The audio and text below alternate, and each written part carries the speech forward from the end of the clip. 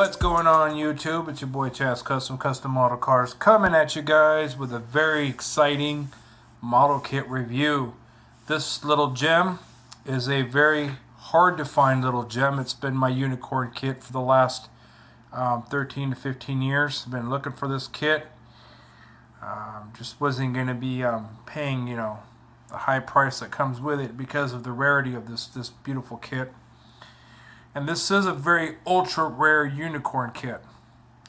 So I was lucky enough to find this at a thrift store for $10, hidden behind some appliances next to a snap tight Camaro kit, which that Camaro kit was missing some parts. But anyways, somebody had stashed it back there, and with my good eyes, I caught the corner of the box. So yes, I finally have accomplished my ultimate goal of retrieving this ultra rare kit that was molded back in 1981, and it's probably the only kit that doesn't have any chrome in it, because during 1981 it was the beginning and the end of this particular model kit, because of the company struggling to stay afloat. They were doing mass production and having slow sales or lack of sales, so to speak. So the company Monogram almost died out.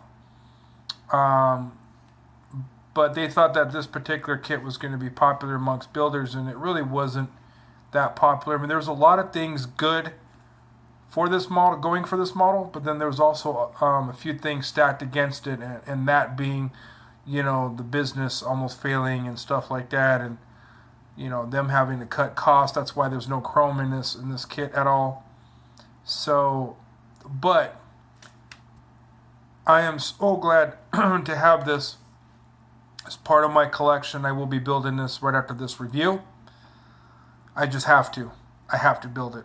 So that kit I'm talking about is the Monogram Land Rover kit. A very beautiful kit. So there you see the box art there, and the side here of the back and the front view with the engine. Yes, this has a full-on engine and suspension. So there's the side of the box there, and then the back you have your information in different languages and all that stuff. And then on this side here you have the other picture of the vehicle. Nothing on the bottom, just a simple little box of an awesome little gem. I mean, I have a few unicorn kits, including my S10 kit, but this is the golden nugget right here. This is the ruby, the diamond, whatever you want to call it. This is what it is, you know what I mean? So I'm going to be building it as is. On a scale of 1 through 10, I give this kit an 8, because, I don't see anything wrong with it. But I give it an 8. A very high 8, by the way. So let's go ahead and crack this box open and show you guys the contents. Here we go. So once you open up the box, you'll find that there's not too much stuff going on. It's only one bag of parts. Your glass, of course, floats on the top of it, which I haven't wrapped up in napkins. Again, there's no chrome parts, no nothing. This kit was factory sealed, brand new. Okay, so I took off the wrapper and I opened up the bag, so I want to check out the parts. And of course, I want to get a sniff of this ultra rare styrene here, so I can scratch this off my my list, my bucket list, so to speak, because I finally got it. So I'm really happy with it.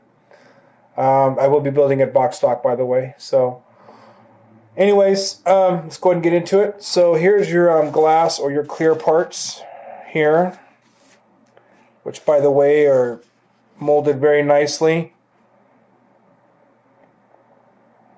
So you've got your panel windows, rear window, front windshield down here, driver's side passenger window with the vent windows molded in, your marker lights for the front, tail lights in the rear, of course your headlight. I've got that one sitting in the plastic bag. Then you got your roof windows.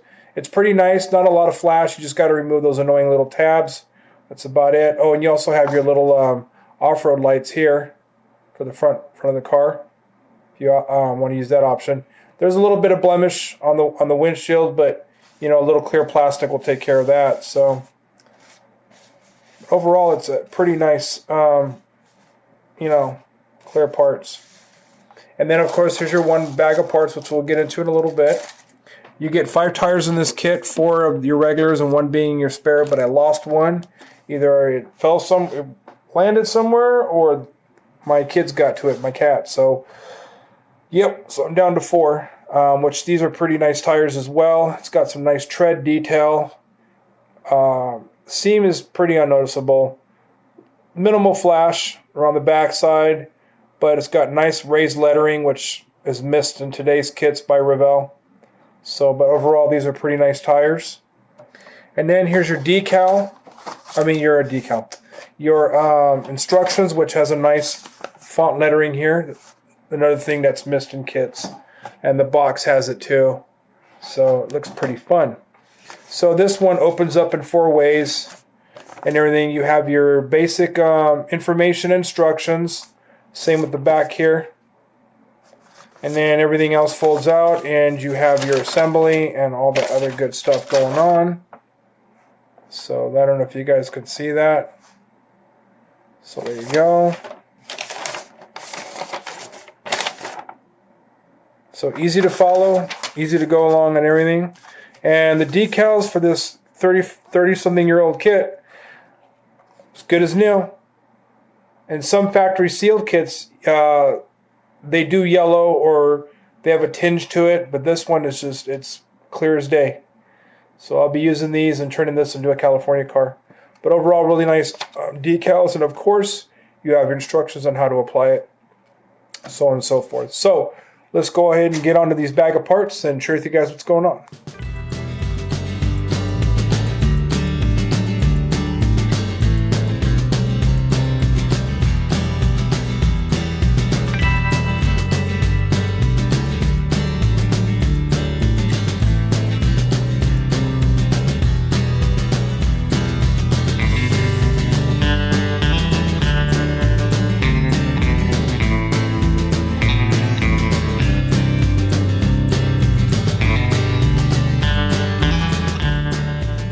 Okay guys, I'm going to start with the miscellaneous little pieces here that fell off the tree. You have your exhaust manifold, which has the molded in exhaust stem.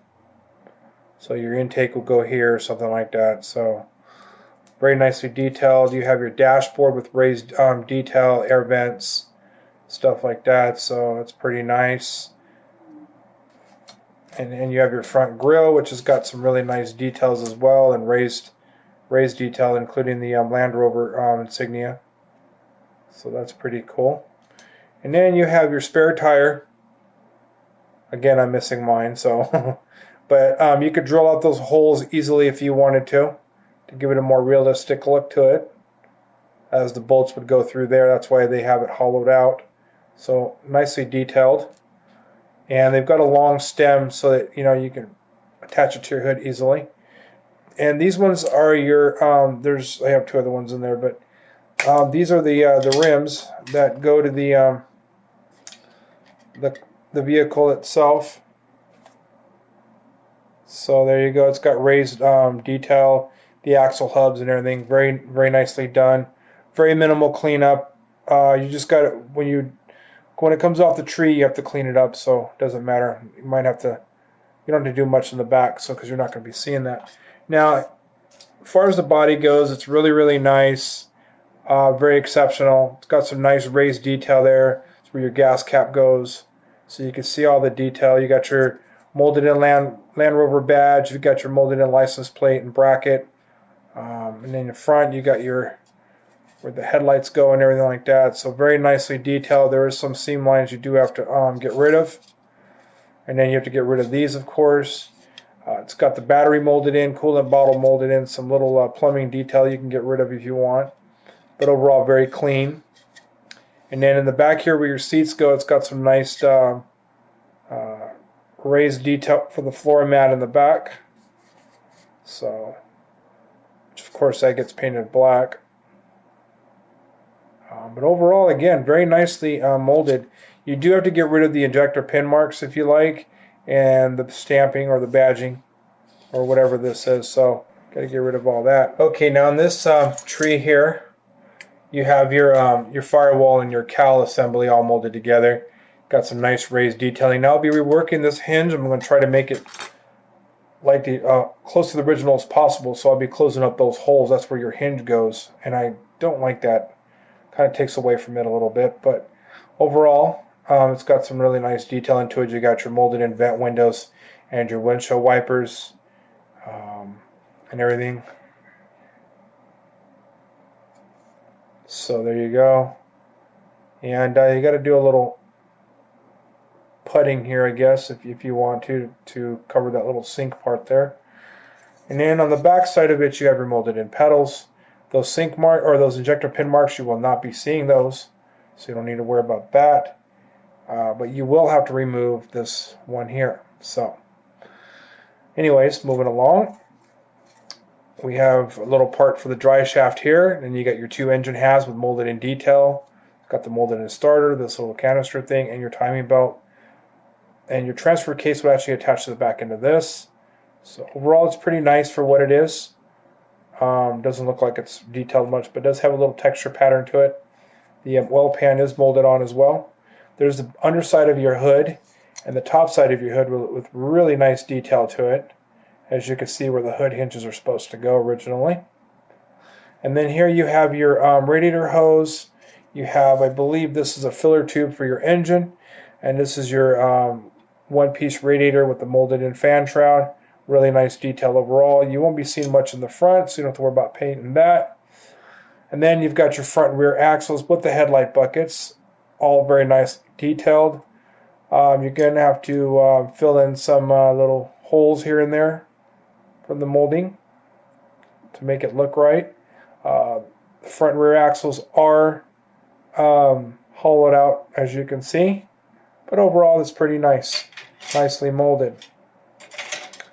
Now here's the first set of your rear seats, very nicely detailed with some texture to it. But you're going to have to get rid of the injector pin marks here because those will be seen, and you have to detail these as well separately. And then you have your shocks. You have the other part to your engine that attaches to the intake, to the exhaust manifold, and then there's your other set of rims there with a nice raised detail. Okay, on this parts tree, you have your chassis, which is nicely molded. It looks very sturdy. It's got the molded in exhaust, your fuel tank and everything like that, which you have to remove the stamping if you want. And then also these little brackets that act like a bumper that's attached to the frame. So you can also remove this exhaust if you wanted to, but the exhaust manifold will connect to there. You can make your own if you want or whatever. So here you have some areas that need to be cleaned up. There's some edges that need to be, sanded down a little bit. But overall, it's very nice, nicely molded. So you got some seam lines going on in there. It is hollowed out on the top, but overall it's very nicely molded and very nicely detailed. There's your steering wheel. There's the first set of your rear seats that go in the back. You do have to get rid of the... camera's giving me a hard time. So you have to remove the injector pin marks that you see there. And then the shocks got some really nice details to it, raised details. There's your hubs for the back of your tires. There's no details going on there. There's the doors, your left and right door, with nice raised detail, the hinge detail and door handles. Unfortunately, you got to remove all those unsightly injector pin marks, fill in where it's kind of sunken in a little bit, like right in here. A little bit on the door here. Same with that one. So just a little cleanup. And then, of course, you have your front bench seat, which is nicely molded and detailed. So there you go. And then on this parts tree, you have the backs of your seats, which has got the nice texture detail going on the top. Nothing going on in the back. There's no injector pin marks, only there, which won't be seen. There's your front bumper, which is not chrome. You got to get rid of those injector pin marks. Those will be seen.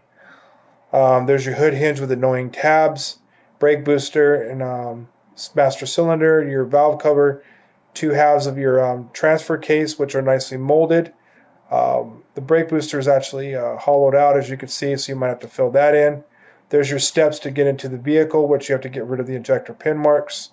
Your fan, your air filter, which is actually falling off right now, air conditioner unit, your pulley system for the fan, your shifters and levers, and then this little part here.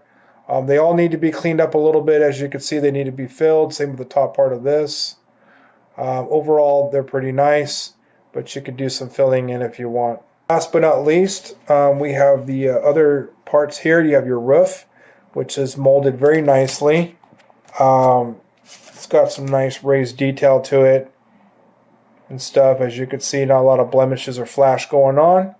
But the bottom here, you have your ejector pin marks you got to remove in the corners very carefully. Your roof rack is nicely molded. You just have to be careful removing it from the tree here.